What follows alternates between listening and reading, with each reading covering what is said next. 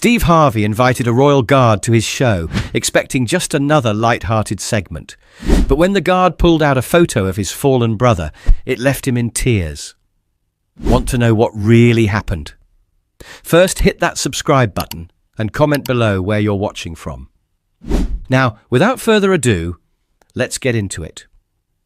The studio lights brightened as Steve Harvey strode onto the stage of his popular talk show, his signature wide smile greeting the enthusiastic audience that erupted into applause.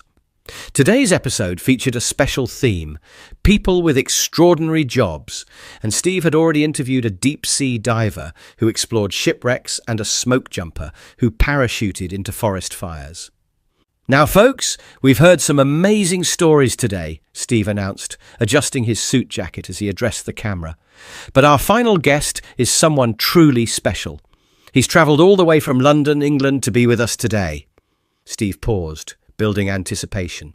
Ladies and gentlemen, please welcome to our stage a member of the Queen's Guard, Samuel Wilson. The audience's curiosity transformed into collective gasps and applause as Samuel Wilson entered the stage. His scarlet tunic gleamed under the studio lights, brass buttons polished to mirror shine. The famous bearskin cap added nearly 2 feet to his already impressive height, and his posture remained impeccable as he marched with precise, measured steps to centre stage. The effect was striking. Several audience members instinctively stood in respect, while others reached for their phones to capture this unexpected sight. A military veteran in the third row raised his hand in an automatic salute before catching himself. Children pointed in wide-eyed wonder at the ceremonial uniform most had only seen in picture books or documentaries about London. "My goodness," a woman in the front row whispered audibly. "He looks like he stepped right out of Buckingham Palace." The precision of Samuel's movement created a momentary hush. His boots struck the floor with metronome-like rhythm, each step the exact same length as the one before. Unlike most guests who waved to the audience or played to the cameras, Samuel moved with singular purpose, his bearing transforming the talk show stage into something more formal, more significant. "Well, look at this," Steve exclaimed, genuinely impressed by the full ceremonial uniform. "Man, that is something else. Thank you for being here, Samuel." Samuel gave a professional nod. "Thank you for having me, Mr. Harvey." "Now, I got to ask right away," Steve said with a playful glint in his eye. "Are you allowed to smile on my show? Because I've seen you guys outside Buckingham Palace, and y'all are always so serious." He mimicked the famous stone-faced expression to audience laughter. Samuel's lips curved slightly. "I'm permitted to interact normally when not on ceremonial duty, sir." "That's a relief." Steve wiped imaginary sweat from his brow. "I don't want to be responsible for getting you court-martialed or something." The audience chuckled, but Samuel's response carried a hint of something deeper. "The discipline is a matter of duty and tradition, Mr. Harvey. It represents something important to us." Steve caught that subtle shift in tone, his entertainer's instinct recognizing there was more beneath the surface. "I bet there is, and please call me Steve," he gestured toward the guest chair. "Why don't you have a seat, if that fancy uniform allows it?" "So tell me, Samuel, what's a typical day like for you?" Steve asked, as the audience quieted down, eager to hear about this unusual profession. "I wake up at 4:30 in the morning," Samuel began, his British accent adding authority to his words. "Preparation is extensive. The uniform you see requires approximately 3 hours to prepare properly each day." Steve's eyebrows shot up. 3 hours? You spend 3 hours getting dressed?" The audience laughed, but Samuel remained composed. "It's not merely getting dressed, sir. Each piece of the uniform must be immaculate. The brass buttons are polished until you can see your reflection. The bearskin cap is brushed to precise standards. The white belts are cleaned with a specific chalk compound. Our appearance represents centuries of tradition." "And during your shifts, you just stand there?" Steve asked, his expressive face showing both confusion and fascination. "We stand at attention, yes," Samuel confirmed, "perfectly still, regardless of weather conditions or distractions." Have you ever had health problems from standing so long? Steve inquired. Guards have been known to faint, particularly in summer heat while wearing the full uniform, Samuel acknowledged. But we're trained to fall at attention, forward like a tree, to minimize injury. There are other challenges most people don't consider, Samuel continued after a moment. The bearskin cap alone weighs nearly 2 pounds. The rifle we carry is over 10 pounds. Our boots have metal-plated soles that conduct heat in summer and cold in winter. During a 2-hour summer shift, we might lose several pounds of water weight through perspiration. In winter, the winds that whip through the palace grounds can cause frostbite on exposed skin, yet remaining perfectly motionless is non-negotiable. Several audience members exchanged glances of newfound respect as Samuel added, "The record for standing still on royal guard duty is over 6 hours during a royal wedding ceremony." The guard in question required medical attention afterward, but refused to abandon his post until properly relieved. "Fall at attention," Steve repeated incredulously. "You mean you're trained on how to faint properly?" The audience's laughter was tinged with amazement as Samuel nodded. "Discipline continues even in unconsciousness, sir." Now, I've seen videos of tourists trying to make you guys laugh or react. Does that happen a lot? A hint of something, perhaps resignation, flickered across Samuel's otherwise composed features. "Daily, Mr. Harvey. Most tourists mean no harm, but they don't always understand what the uniform represents." "That doesn't seem right," Steve commented, his usual humour momentarily absent. "People disrespecting you while you're working."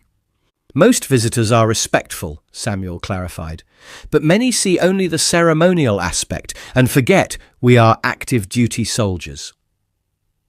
That caught Steve's attention. "So you're not just standing guard, you're actual military." "Every guard is a fully operational soldier first, ceremonial guard second," Samuel confirmed. "Many of us have served in combat zones before or between ceremonial postings. I've served 3 tours in Afghanistan and 1 in Iraq before my current posting."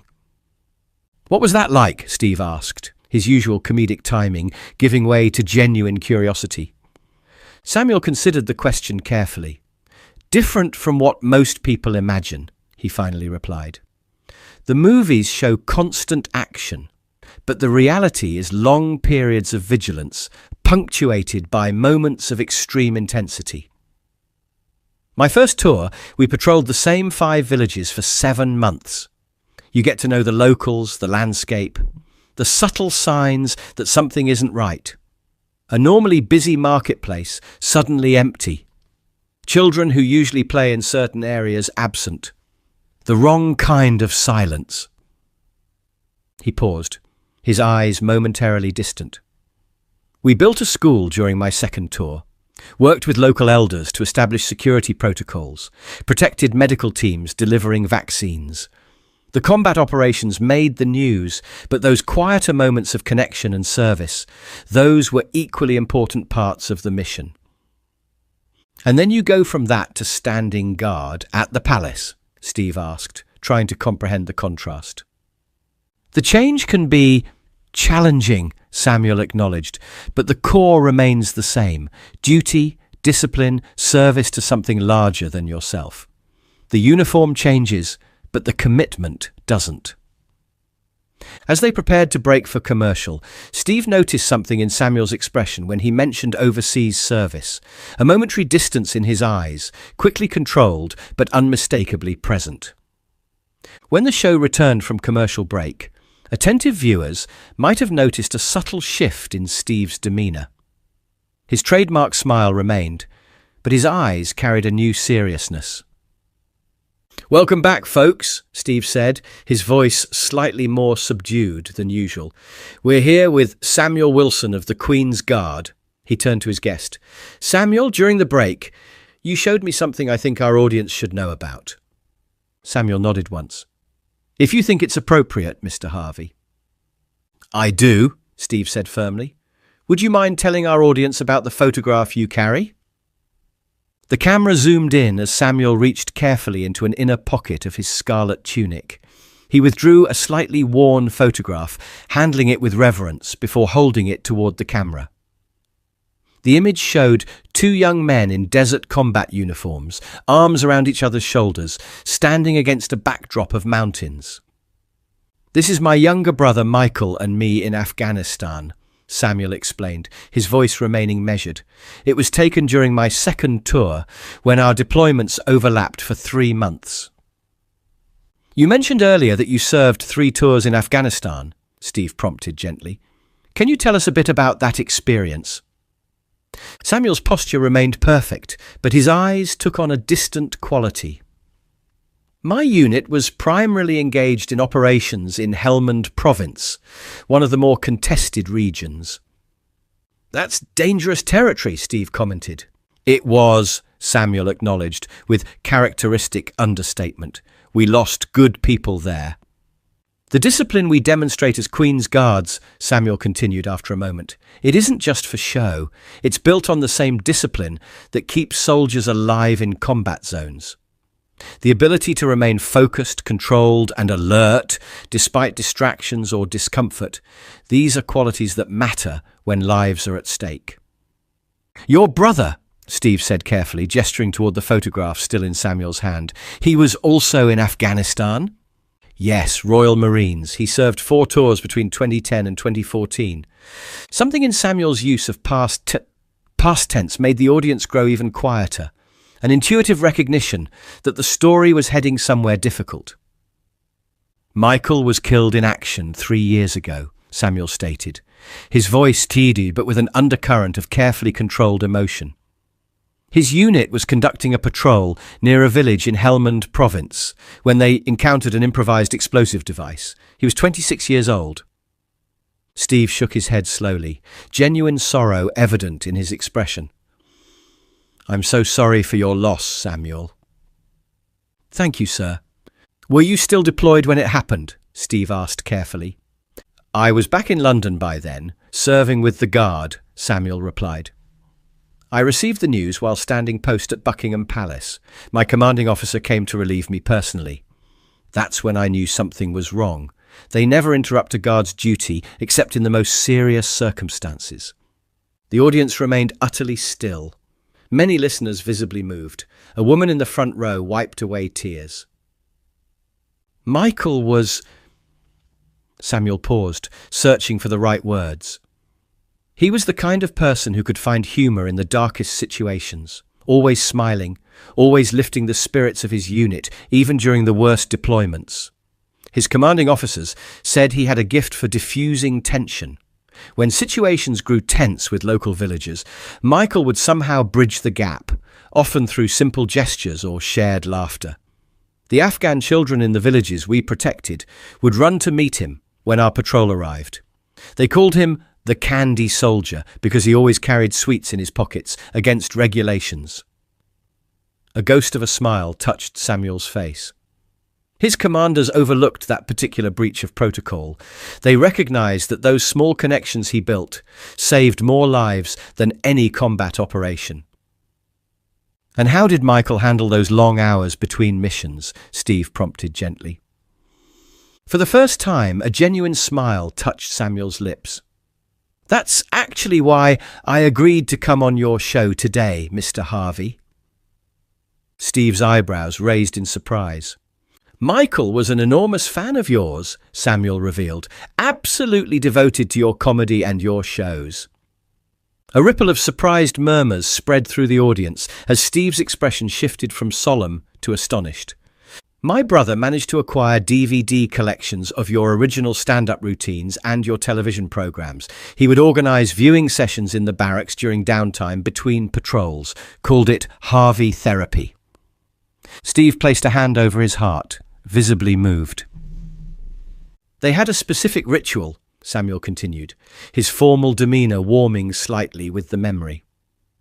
"After particularly difficult patrols, Michael would announce Harvey time in the barracks. Word would spread and soldiers would gather, dragging chairs and cushions into their common area. They'd project your shows onto a white sheet hung on the wall. Someone always managed to find snacks, protein bars, care package cookies, whatever was available." Samuel's eyes took on a distant quality, seeing not the studio but those barracks rooms thousands of miles away. Michael said it became something sacred almost, this ritual of shared laughter in a place where laughter was scarce. Their commanding officer initially opposed it, said it was frivolous. Then, one night after they'd lost 2 men from a neighbouring unit to an IED, he walked past and heard the laughter. The next morning, he told Michael to continue the viewings, said he hadn't heard his men sound human in weeks. In his letters home, Michael would describe how entire squads would gather around a laptop to watch your shows. Men and women who had seen the worst humanity has to offer would sit together and laugh until they cried. Your humour crossed national boundaries. British soldiers, American Marines, Canadian forces, they all found common ground in those moments. Steve listened intently, his usually animated face still with the weight of this unexpected connection. He would quote your jokes during patrols, Samuel added, the corners of his mouth lifting slightly again. His squad mates said it kept them sane during the worst times. When tension was high and danger was present, Michael would drop one of your punchlines, and somehow it would cut through the fear. I had no idea, Steve said softly, shaking his head in wonder. Michael always said he wanted to attend a taping of your show when he returned home, Samuel said. He had it all planned out. He'd save up, bring our mother, make a proper holiday of it. The unspoken reality hung in the air, plans interrupted forever by war, dreams that would never be realized. With deliberate movements, Samuel reached into his tunic again and withdrew an envelope. It showed signs of careful preservation, despite obvious wear, creased edges, slight discoloration from handling. This was the last letter Michael sent home, Samuel explained. It arrived 3 days after we received notification of his death. A collective intake of breath swept through the audience. Even the most experienced production staff exchanged glances, recognizing they were witnessing an extraordinary television moment. Samuel carefully unfolded the letter, the paper making a soft sound in the hushed studio. When he spoke again, his voice remained measured, but took on a softer quality, not quite his brother's voice, but a subtle shift that suggested deep familiarity with the words. Dear family, Samuel began reading. We had another rough week here. Can't go into details, of course, but morale was low after what happened on Tuesday's patrol. I organised another Steve Harvey night in the barracks. Samuel glanced up at Steve, whose eyes had widened slightly. You should have seen it, Samuel continued reading. 25 soldiers crammed into our small common area, everyone exhausted, everyone carrying the weight of what we'd seen. Within 10 minutes of starting the show, the whole room was laughing. By the end, even Captain Phillips was wiping away tears, the good kind for once. Steve swallowed visibly as Samuel read on. There's something powerful about laughing together after seeing the things we've seen. It's like each laugh pushes back the darkness a little. Steve Harvey probably has no idea his comedy reaches all the way to these mountains, or what it means to us out here. But for those 30 minutes, we weren't soldiers in a war zone. We were just people, sharing something human. The letter trembled slightly in Samuel's hands, the only visible sign of emotion he'd displayed during the entire interview. Tell Mum I'm still saving up to take her to see his show when I get home. Some days, thinking about that trip is what keeps me going. Some days, that man's humour is the only thing that reminds us there's still joy in the world. Samuel carefully refolded the letter, the studio so quiet that the sound of the paper seemed unnaturally loud. He looked up at Steve, whose eyes shone with unshed tears. Michael wrote that 2 days before his final patrol, Samuel said softly. When we received this letter, his personal effects had already been shipped home. Among them was a small notebook where he'd been keeping track of how much he'd saved for the trip to your show. He had nearly enough. Steve pressed his lips together, visibly struggling to maintain composure. I wanted you to know that your work reached places you might never have imagined. That in one of the darkest, most dangerous corners of the world, your humour brought light. And that my brother carried your words with him until the end. When I stand at my post, Samuel continued, his restraint making the emotional weight of his words even more powerful, I often think of Michael, of all the soldiers who never came home. Each hour of discomfort, the heat, the cold, the tourists trying to provoke a reaction, I dedicate to them. The stillness we maintain isn't just about following rules. It's about demonstrating that some things are more important than personal comfort or momentary impulses. That duty, honour and respect still matter in a world increasingly focused on instant gratification. I carry Michael with me during every guard duty, Samuel said. When the summer heat is unbearable beneath this bearskin cap, I think of him patrolling in full combat gear under the Afghan sun. When winter winds cut through Buckingham Palace courtyard, I remember him describing the mountain cold in his letters home. Samuel touched his tunic pocket, where the photograph and letter were carefully stored. And when I hear his voice in my memories, it's often reciting one of your jokes, Mr. Harvey. Often telling me that laughter is sometimes the bravest response to darkness. Steve Harvey, the consummate professional, the man who had conducted thousands of interviews, suddenly found himself overwhelmed. His eyes filled, and a single tear traced down his cheek as he listened to Samuel's words.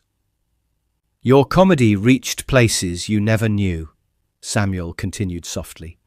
"It provided moments of normalcy in profoundly abnormal circumstances. For soldiers like Michael, those moments were precious beyond measure." Steve tried to speak, but his voice caught. He cleared his throat, tried again and found himself unable to continue as more tears followed the first. The studio grew completely still. Even the camera operators, professionals accustomed to capturing emotional moments, seemed affected by the raw authenticity unfolding before them. A production assistant quietly stepped forward to offer Steve a glass of water. He accepted with a small nod of thanks, taking a moment to collect himself. The audience, rather than growing uncomfortable with the silence, seemed to understand its significance. They witnessed a man known for helping others process emotion through humour, now navigating his own unexpected feelings. One of the cameramen later remarked that in 15 years of filming the show, he'd never seen Steve Harvey at a loss for words. The host, who had guided countless guests through their emotional revelations, was experiencing a profound one of his own. For several moments, Steve sat silently, an unusual sight for viewers accustomed to his quick wit and energetic presence. The camera caught the contrast between Samuel's disciplined bearing and Steve's open emotion, two different forms of strength meeting in an unexpected connection. When Steve finally spoke, his voice was lower, more measured than his usual animated delivery, carrying a depth that his regular viewers had rarely heard. "You know," he began, dabbing his eyes before tucking the handkerchief away, "as entertainers, we send our work out into the world, never fully knowing where it lands or who it touches." He shook his head slightly, still visibly moved. "In 30 years of comedy, I've heard many stories about how laughter helped people through tough times, illness, loss, hardship. But never did I imagine my jokes reaching soldiers in combat zones, giving them moments of joy between patrols." Steve leaned forward, his expression earnest. "I'm profoundly humbled by what you've shared today, Samuel. Truly humbled." "Your brother Michael," Steve continued, his voice growing stronger, "sounds like the kind of man who understood what I've always believed about humour, that it's not just about jokes, it's about connection, about reminding us of our shared humanity, especially when circumstances try to strip that humanity away." Steve gestured towards Samuel's uniform. "I have to confess something. When my producers told me we were having a Queen's Guard on the show, I thought it would be a light segment. Maybe some jokes about staying still, about the big fluffy hats." He smiled ruefully. "I had no idea I'd be sitting here learning about courage, brotherhood, and the true meaning of discipline." "What strikes me most about what you've shared," Steve continued, "is how your brother found ways to maintain joy even in the darkest circumstances. That's a rare quality. And while I'm deeply touched that my comedy played some small role in that, the real credit belongs to him. to his spirit, to his understanding that laughter isn't frivolous, it's essential. Samuel Wilson rose to his feet with fluid military precision, standing at attention before Steve and the studio audience. The scarlet of his tunic seemed more vibrant now, the brass buttons and medals catching the studio lights, not as mere decoration, but as symbols of service and sacrifice. "Permission to make a final statement, Mr. Harvey?" he asked formally. Steve nodded, his expression solemn. "Of course." "In the military, we have a saying, 'We stand so others may sleep peacefully,'" he began. "It applies not just to combat operations, but to everything we do. The ceremonial duties at Buckingham Palace, Windsor Castle, the Tower of London, these are not just for tourists' photographs. They represent an unbroken line of service stretching back centuries. When we stand motionless for hours, we're not just following orders or maintaining tradition. We're demonstrating that some values transcend personal comfort. Duty, honour, discipline, respect. In a world increasingly focused on instant gratification and individual expression, these qualities may seem outdated to some, but they remain the foundation upon which civilization rests. Samuel reached into his tunic once more and withdrew a small object.